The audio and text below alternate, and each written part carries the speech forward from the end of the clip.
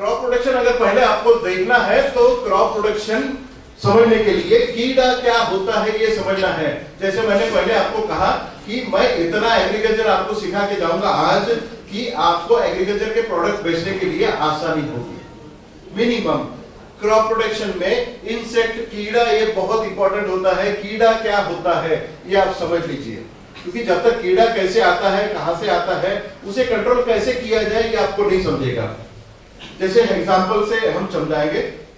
जैसे अपना बच्चा होता है, मम्मा उसे जन्म देती है, 9 महीना 9 दिन के बाद बच्चा जैसे जन्म लेगा, बड़ा होगा, उसका बालक रहेगा, बालक से बड़ा होगा, टीनेज में आएगा, शादी का उम्र का होगा, बीच वाली उम्र का होगा, फिर बुढ़ापा आके मर जाएगा।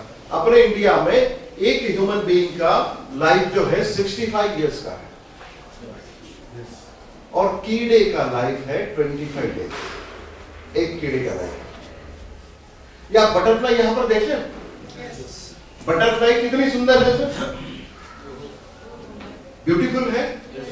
हर ब्यूटीफुल चीज इस दुनिया में डेंजर होती है।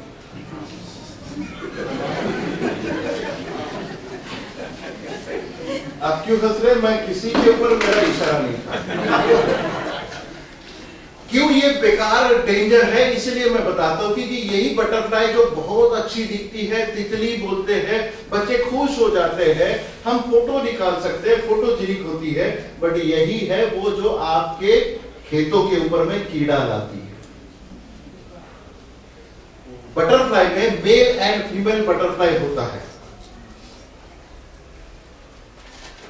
अमावस और पूर्णमासी पता है? पूर्णिमा क्या बोलते हो आप? पूर्णिमा बोलते हैं। और अमावस पता है? ये अमावस्या और पूर्णमासी जो है, इनके पीछे में साइंस है। अब ये ऐसा ही कैलेंडर में नहीं आया है, इसके पीछे में साइंस है। हर जीव की उत्पत्ति ये अमावस के दिन में शुरुआत होती है। अमावस के दिनों में ही शुरुआत होती है। और आपका भी मतलब ह्यूमन बीइंग में भी ऐसी होता है, और ज्यादातर इंसेक्ट में अमावस के दिनों में ही शुरुआत होती है। ये जो नर और मादा होते हैं, मेल एंड फीमेल बटरफ्लाई जो होता है, ये अमावस, आप कैलेंडर देखना, अमावस के 1 2 3 दिनों में इनका मीटिंग होता है, मेल एंड फीमेल का। मीटिंग होने के बाद में मेल बटरफ्लाई इमीडिएटली मर जाता है। ये मरने के बाद, मीटिंग होने के बाद 4 दिन के बाद में फीमेल बटरफ्लाई अंडा देती है। अंडा कैसे देती है? 5 अंडे से लेके 5000 अंडा तक देने की कैपेसिटी एक बटरफ्लाई की होती है। और वो जन्म देने के बाद, अंडा देने के बाद में फीमेल बटरफ्लाई भी मर जाती है। अब अंडा देने के बाद में ये जो आपको दिख रहा है इतना छोटा होता है, ये तो अपनी खुली आंखों से नहीं दिखता है। ये अंडे से अगले 4 दिनों में एक छोटा सा पोलू, जिसे हम बोलते हैं, क्या बोलते हैं? पोलू बोलते हैं। ये पोलू बाहर निकलता है। ये इतना छोटा होता है कि आपकी आई लैशेस का अगर एक हेयर लेंगे आप, उसके अगर 4-5 टुकड़े करेंगे तो आपको दिखेगा क्या? नहीं दिखेगा। इतना छोटा वो पोलू होता है, और वो बड़ा डेंजर होता है। जैसे अपने छोटे बच्चे इतना 1-1 घंटे के बाद खाते हैं ना, मम्मा चाहिए, मम्मा ये चाहिए, फिर मम्मा सेरेलैक देगी, फ्रूट जूस देगी, कभी बादाम भी इसके देती है, अलग अलग उसका फूड होता है हर घंटे में। उतना ही डेंजर ये कीड़ा होता है, ये पोलू होता है, जो शुरुआती अवस्था से अंडे से बाहर निकला डेली 100 200 पत्ते या फ्रूट्स खा सकता है। इसका मतलब क्या है? अगर कंट्रोल करना है तो ये अमावस के दिनों में जो उनका मीटिंग होता है, उसके 7-8 दिनों के बाद में पोलू जो अंडों से बाहर निकलेगा, वही 5-6 दिनों में आपने कीड़े को कंट्रोल करना चाहिए। बताने की सिस्टम ये थी, मेरा कारण ये था कि कीड़े का उत्पत्ति कैसे होता है ये समझिए आप। अमावस के दिनों में बहुत बेकार माना जाता है, लोग अच्छा काम नहीं करते हैं उस समय। मतलब आप हिंदू हो, मुस्लिम हो, सिख ईसाई हो, कुछ भी हो, अमावस के दिनों में कोई काम अच्छा स्टार्ट नहीं करते। अपना बिजनेस तभी होगा, क्योंकि अमावस के दिनों के बाद ही तो कीड़ा लगना है, और कीड़ा आने के बाद ये साइंस आप किसान भाइयों को सिखाइए, ये कोई नहीं सिखाता है। इसीलिए तो डेली, आप लोगों को पता है, बैंगन अगर आप इतना छिड़काव होता है, सुबह शाम उसके ऊपर में दवाइयों का छिड़काव होता है, आप 3 से 4 किलो बैंगन की सब्जी करके खा लो ना एक दिन में, एक फूड में, आप मर सकते हैं। इतना डेडली पॉइजनस होता है। ग्रेप्स, जो नासिक की तरफ से, महाराष्ट्र से जो ग्रेप्स आते हैं, वो ग्रेप्स नेक्स्ट टू पॉइजन होता है। आप 4-5 किलो ग्रेप्स अगर खा लो एक दिन में, अपनी दवाई से तो कोई मरेगा नहीं, बट वो 4-5 किलो अगर खा लो तो मर जाएगा। कितना भी धो के आप बॉइल करके भी दे दो, पॉइजन ट्रेसेस नहीं जाते। तो ये बटरफ्लाई 4 अवस्थाओं से गुजरता है। जो लास्ट अवस्था होती है, जो आपने देखा होगा कभी बैंगन काट के कि उसके अंदर में लार्वा होती है, कभी आपने खेत में देखा होगा, कैबेज कॉलीफ्लावर लाते हैं तब आपने देखा होगा। ये सब जो कैटरपिलर आपको दिखती है, ये लास्ट स्टेज वाली कैटरपिलर होती है। मतलब इनका ग्रोथ हो चुका है और ये ग्रोथ इन लोगों को, इनको कंट्रोल करके कोई फायदा नहीं है। तो आपको पॉइजन में डिप करेंगे ना, तब भी ये नहीं। इसीलिए पीरियड इंपॉर्टेंट है। जो अमावस होती है उनकी 6-7 दिनों में आपको इसको कंट्रोल करना है, तभी आपने छिड़काव करना है। इसलिए ये अमावस का कंसेप्ट मैंने आपको बताया। ये 25 डेज में पूरा कंप्लीट होता है। ये जो बड़ा पोलू है, बाद में ये कोश में चला जाता है, ककून में चला जाता है। इसे आप क्या बोलते हैं?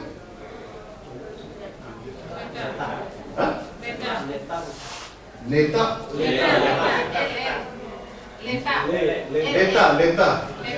लेटा। अच्छा, लेटा। तो ये जो लेटा में चला जाता है ये, और ये लेटा से बाहर निकलता है तो बटरफ्लाई होता है। This is the cycle. फिर बटरफ्लाई का लाइफ सिर्फ 5 या 6 दिन का होता है। अमावस के 4 या 5 दिन पहले वो लेटा से बाहर निकलता है। फिर अपना इतना ही बटरफ्लाई, उसका ग्रोथ नहीं रहता, उतना ही बटरफ्लाई वो उससे बाहर निकलता है। बाहर निकल के फिर नर मादा का मिलन होगा। नर मादा का मिलन होने के बाद फिर वो अंडे डालेगा, फिर वो अंडे से पोलू बाहर निकलेगा, पोलू बढ़ेगा, फिर इसमें लेटा में चला जाएगा, फिर लेट जाएगा यहाँ पर, फिर यहाँ से बाहर निकलेगा। साइकिल 25 डेज एक साइकिल होती है। लाइफ में एक साल में वो 42 जनरेशंस कंप्लीट कर सकते हैं। 42 जनरेशन। हमारा 65 इयर्स का जनरेशन है, हमारा 42 जनरेशन तो किसी को मालूम ही नहीं है कहां थे हम थे भी कि नहीं थे। कुछ लोग बोलते हैं कि हम बंदर थे पहले, बोलते हैं ना कि बंदर से हम लोगों की उत्पत्ति हुई। तो ये बचे हुए बंदर कौन है? ये आदमी क्यों नहीं बने? ये क्वेश्चन मार्क है ना। ये बचे कैसे हैं? तो खैर वो तो साइंटिस्ट है, लॉ ऑफ डार्विन है, लॉ ऑफ इवोल्यूशन बोलता है लाखों साल पहले हम थे, बट लाखों साल पहले से तो ये भी तो थे, ये बंदर ही बने और हम आदमी बन गए। अब कीड़े कितने प्रकार के? कीड़ों में कोई लाइफ साइकिल में आपको कोई प्रॉब्लम? अमावस के 5-6 दिनों में आपने हर कोई दवाइयों का कीड़ों के लिए छिड़काव करना चाहिए, ताकि आपको 100% एक जनरेशन को खत्म करने का तरीका पता चलता है। दूसरा आप ये देखिए कि आपको कितने प्रकार के कीड़े होते हैं। Piercing and sucking, chewing and biting, rasping plant tissues and soil insect. मैं आपको एग्जांपल की तौर पे बताता हूँ। मच्छर पता है आपको, आपका खून चूसता है, मॉस्किटो। और एक कीड़ा है जो आपका खून चूसता है, कौन सा है? बेडबग, खटमल जिसे हम बोलते हैं। खटमल भी आपका खून चूसता है और मच्छर भी आपका खून चूसता है। इसी तरीके से ये पियर्सिंग एंड सकिंग, भेदी और चूसने, एफिड जैसे थ्रिप्स, माइट्स, ये मच्छर होते हैं, मच्छर जैसे कीड़े होते हैं जो आपके पौधों का खून चूसते हैं। पौधों का खून होता है उसका ग्रीन कलर, पत्तों का ग्रीन कलर वो चूसते हैं। उसका माउथ पार्ट अलग होता है। मच्छर क्या करता है? सूंड अपनी स्किन में अंदर डालेगा, फिर खून चूसता है। इसी तरीके से उसका भी मुंह ऐसे होता है, वो सूंड अंदर डालता है, ग्रीन कलर आपकी पौधों से चूस लेता है। और ये क्या करता है? Rasping plant tissue, चिलन, white fly जिसे बोलते हैं, सफेद मक्खी, ये क्या करता है? ये पहले सामने की हाथों से आपकी स्किन को कुरेदता है। खटमल क्या करता है? कुरेदता है, उसमें से आपको खून बाहर आएगा, फिर वो पीता है। इसलिए आपको ऐसा थोड़ा सा अपर लीन कर्व जैसा होता है, बराबर। इस तरह से रास्पिन प्लांट टिश्यू भी रस चूसता है पत्तों का, बट वो पहले ऐसे ऐसे स्क्रैच करता है, फिर पत्तों से रस निकलता है, फिर उसको पीता है। इसलिए वो वाला एक सेगमेंट सिंपल है, ये मच्छर वाला सेगमेंट, ये खटमल वाला सेगमेंट, ये चबाने और काटने वाला बोले तो पोलो वाला सेगमेंट। अलग अलग प्रकार के आ सकते हैं आपके खेत में। मैं आपको बताऊंगा कि कितने प्रकार के आते हैं, जिसके ऊपर बाल भी होते हैं, कोई नहीं होता है, किसी को ब्लैक कलर का होता है, कोई व्हाइट कलर का होता है, कोई ग्रीन कलर का, येलो कलर का, हर प्रकार के हो सकते हैं। अलग अलग क्रॉप में अलग अलग चीजों के समय ये अलग अलग इसमें आते हैं, कलर में आते हैं। और लास्ट वाला है सॉइल इंसेक्ट, कीड़े जो जमीन से आते हैं, जो जमीन में जड़ों को, आपकी रूट्स को, व्हाइट रूट को डैमेज करने के लिए आते हैं। आपको बारिश के दिनों में ये आवाज आता है, कर कीड़ों का आवाज आता है। इसे क्या बोलते हो आप यहाँ पर? घुंघरू?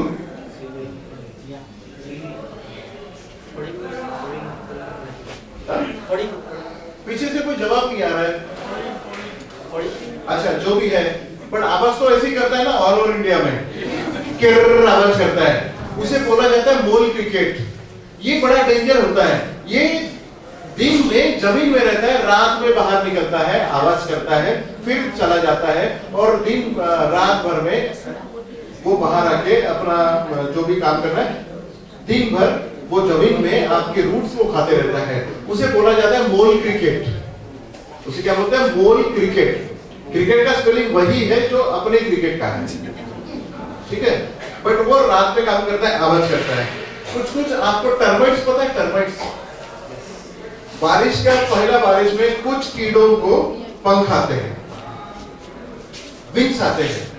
कुछ कीड़ों को आते हैं ना, जो लाइट के ऊपर अट्रैक्ट होते हैं बारिश के पहले बारिश में, वो होता है टर्माइट्स। उई उई बोलते हैं उसे। हाँ, उई, ये सबसे अच्छा वर्ड है, उई। उई आता है, टर्माइट आता है, ये डैमेज करता है, आपकी जमीन में भी डैमेज करता है, रूट्स को डैमेज करता है, आपकी पूरी फर्नीचर को भी डैमेज कर सकता है। ये टर्माइट्स। रेड एंड्स, चींटियां, लाल चींटियां जो काट ले एक बार तो इतना बड़ा बड़ा ऐसा फोड़ा आता है, मोल आता है, बड़ा डेंजर होता है। ये आपको चाय की पाकत में बड़ा प्रॉब्लम है इसका, और चाय की पाकत में बड़ा इसका ये है। ये जो कीड़े जो जमीन से आते हैं, वो कीड़े बड़ा नुकसान करते हैं आपके रूट्स के साथ में। अगर वो इनिशियल स्टेज में, जब आपको पता है चावल कैसे लगाते हैं, चावल की पहले नर्सरी करते हैं, फिर कीचड़ में आप लगाते हैं ना ऐसे, तो उसी समय वो कीड़ा रूट्स के ऊपर में अटैक करता है, फिर आपका वो पेड़ चला गया। तो जमीन में आने वाले कीड़े सॉइल इंसेक्ट्स, 4 प्रकार समझ में आया सर? पेड़ों का मच्छर, पेड़ों का खटमल, पोलू एंड उई। समझ में आया? ओके। ये है पियर्सिंग सकिंग। ये इस तरह से कुछ कीड़े आपको दिखते हैं पत्तों के पीछे में, कुछ ऐसे दिखते हैं, कुछ ऐसे। ये तो मैंने डैमेज दिखाया है आपको कि कुछ मिर्ची वगैरह आपने अगर पेड़ देखा हो कभी, तो ऐसे ऐसे हो जाता है, पत्ते सीधे नहीं हुए, तो ये थ्रिप्स और माइट्स का अटैक है।